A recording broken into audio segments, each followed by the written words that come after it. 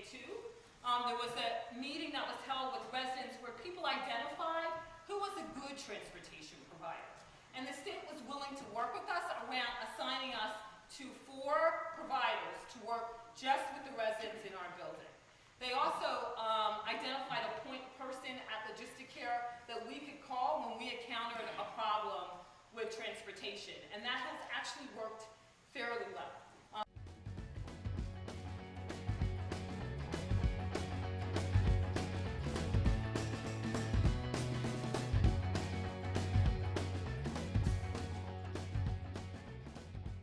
What has been the most powerful moment for you? Working with getting the final resolutions to the RFP for Logistic Care, which is a transportation company in New Jersey, the medical transportation company in New Jersey.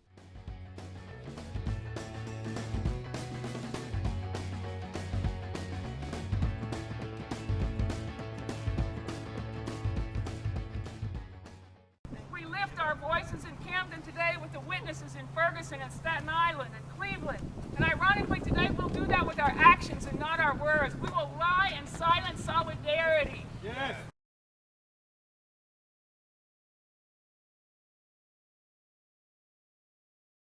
We call people into the waters to confess their sins and to repent.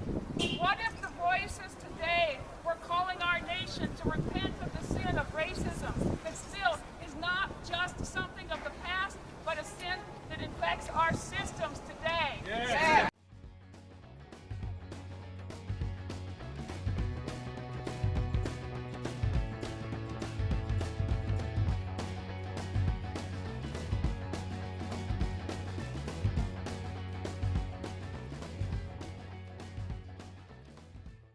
Because if they make space in the Essex County Jail, they can get even more money by incarcerating or detaining immigrants while they're still getting money. Because guess what they did? They own the contracts in these halfway houses. Mm-hmm.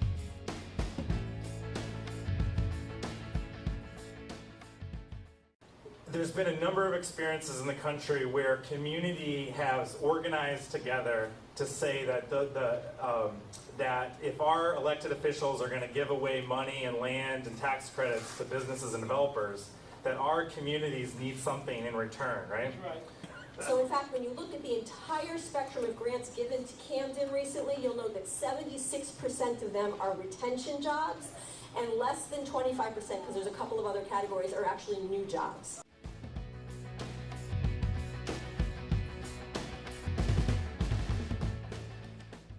There is no requirement under current economic development grants that you have local hires, that you have state hires, that you provide job training, okay?